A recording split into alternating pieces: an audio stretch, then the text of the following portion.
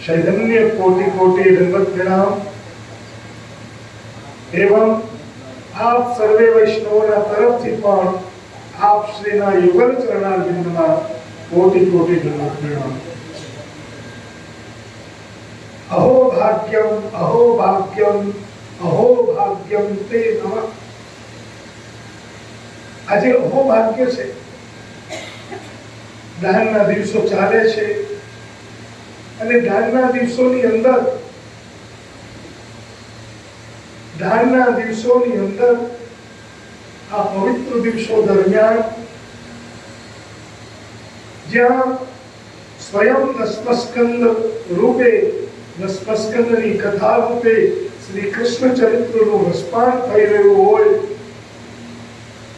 આપણા જેવા બધા વૈષ્ણવો ભેગા હોય અને એ સર્વેની વચ્ચે જેમ મહારાષ્ટ્રના મંડળમાં શ્રી ઠાકોરજીનો પ્રાદુર્ભાવ થયેલો એવી રીતે આજે શ્રી લલિત મંગીરાયજીનો પ્રાદુર્ભાવ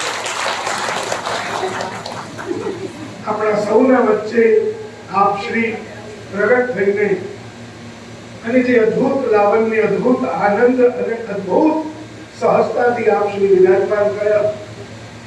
ગઈકાલે મેં આપની વાત કરી હતી, થોડા ઓછા વૈષ્ણવો હતા। આજે પુષ્ટિ માર્ગ ચાલે છે, પુષ્ટિ માર્ગનું સરસ સંચાલન થાય છે। પુષ્ટિ માર્ગની અંદર આપણા જેવા વૈષ્ણવોને કઈ વાંધો નથી આવતો। એનું કારણ શું? એનું મોટામાં મોટું કારણ એ છે કે આપ શ્રી જેવા સાત્વિક સ્વરૂપો ભૂતલ ઉપર વિરાજે છે। એનું મોટામાં મોટું કારણ હવેના પીઢીને છે ને આ ભૂતલ ઉપર સાત્વિક સ્વરૂપોના બહુ દર્શન નહીં થાય। આપણે બધા બહુ ભાગ્યશાળી છીએ અને ધન્ય ભાગ્યશાળી છીએ, કારણ કે તમે કેટલી વિનંતી કરો, કેટલી વ્યવસ્થા કરો તો પધારતા હોય। અને આજે કૃપા કરીને, સામેથી કૃપા કરીને આપણે વિનંતી કરીએ અને સહજતાપૂર્વક સ્વીકાર કરીને તરત જ પધાર્યા અને પધારીને આપ સર્વેને દર્શનનો દાન થાય છે। દાનના દિવસોમાં દાન થતો હોય તો આપણો અહોભાગ્ય જેવા વૈષ્ણવ।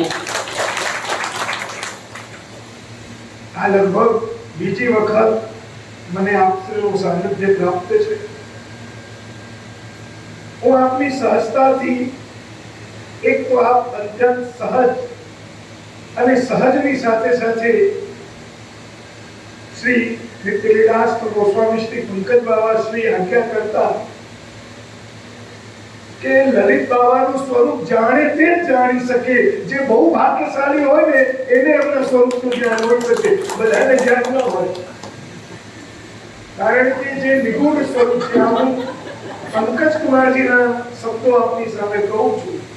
ચારણ સમડિયાળામાં કથા થતી હતી અને એમાં આપ શ્રી પધાર્યા અને ભજુભાઈનું જ આયોજન આજે આ પરિવાર તરફથી લગભગ ચોથો આયોજન છે। બે વખત તો ચારણ સમડિયાળામાં અને એક વખત હજી પણ રાતના સમયે અમે સત્સંગ કર્યો તો ઘરે, જૂના ઘરે। હવે જગ્યા પ્રમાણે તે વખતે સત્સંગનું આયોજન થયેલું અને આ વખતે હવે ઠાકોરજીએ મોટી જગ્યા આપી અમને, તો મોટી જગ્યામાં અનેક વૈષ્ણવ સમાજની વચ્ચે સત્સંગનો અવસર પ્રાપ્ત થયો છે। तो सुख सागर परिवार में पण खूब खूब धन्यवाद। तो पंकज कुमार जी आज्ञा करी आपश्री, कारण कि मारा माताश्री ना पूज्य गुरुदेव आपश्री बहु वर्षों पहला हाजीपुर बैठक जी पधार्या હતા અને ત્યારે લગભગ મધ્યરાતના સમય, નાનપણનો સમય હતો, મને યાદ છે કે ઘણા બધા વૈષ્ણવોને મધ્યરાત્રિના બેઠકજીની અંદર આપ શ્રીએ મહારાષ્ટ્રની ઝાંખી કરાવી હતી મધ્યરાત્રે। એ અત્યારના જે ભૂતલ ઉપર વૈષ્ણવો હશે એમને ખ્યાલ હશે અને રાત સુધીનો ઉજાગરો થયેલો તે સુધી। તો જ્યારે સારણ સમડિયાળામાં પધાર્યા ત્યારે આપ શ્રીએ કહી, આજ્ઞા કરી કે શ્રી લલિત મંગીરાયજીનું જે સ્વરૂપ છે એ અત્યંત નિગૂઢ સ્વરૂપ છે।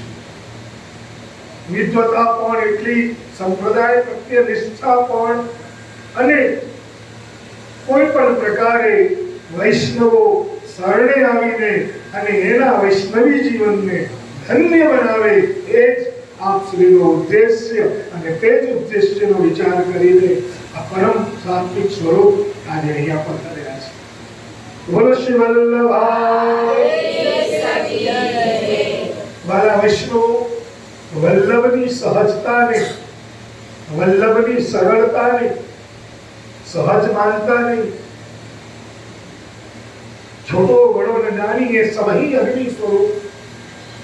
वल्लभ આજે પણ આ કળાલ કલિકાલની અંદર પણ વલ્લભનું સ્વરૂપ તો રહેલું છે. વલ્લભને બધા ન ઓળખી શકે. કદાચ તમને મનુષ્ય રૂપે દેખાતા હોય તો તમારી ભૂલ છે, આપણામાં કંઈક વાંધો છે. કલિકાલ તમશ્ચન્ન દૃષ્ટિપાદ વિદુષામપી સંપ્રત્ય વિષયસ્તસ્ય મહાત્મ્યમ સમબુદ્ધુલિ. જો આપને મનુષ્ય રૂપે દેખાતા હોય તો સમજી લેજો કે મને હવે સત્સંગ કરવાની બહુ જરૂરિયાત છે, વૈષ્ણવનો સંગ કરવો પડશે, ત્યારે જઈને મને પ્રગટ વલ્લભનું સ્વરૂપ જ્ઞાન થશે. અને જો વલ્લભ વિરાજમાન હોય અને આપણે બધાને તમને અલૌકિક ઝાંકી થાય, કંઈક લીલાની ઝાંકી થાય, કંઈક લીલાની સુધી થાય, કંઈક કુંજ નિકુંજનો વિચાર આવે તો સમજી લેજો કે મારી ઉપર વલ્લભની થોડી કૃપા થઈ છે. જેઓનો વલ્લભ અપનો કરી ન જણાવે, જ્યાં સુધી વલ્લભ પોતાનું કરીને આપણને પોતાનું સ્વરૂપ ન જણાવે ત્યાં સુધી કોઈનામાં પણ સામર્થ્ય નથી કે વલ્લભના રૂપને જાણી શકે. આ તો વલ્લભની કૃપા હોય તો આપણે વલ્લભને જાણી શકીએ. આજે સાક્ષાત વલ્લભ બિરાજે છે. મારી પાસે સામર્થ્ય નથી, શબ્દો દ્વારા તો શું બોલી શકું, બસ બે ચાર શબ્દો, અને એ શબ્દો વાક પુષ્પને આપના ચરણારવિંદમાં પધરાવીને વાણીને વિરામ આપું છું. આપ શ્રી બહુ કૃપા કરીને પધાર્યા અને આપ વૈષ્ણવો પણ દાનના દિવસોમાં ચરણ સ્પર્શ દાનનો લાભ લઈને અને પછી આપ શ્રી અહીંથી વિજય થશે.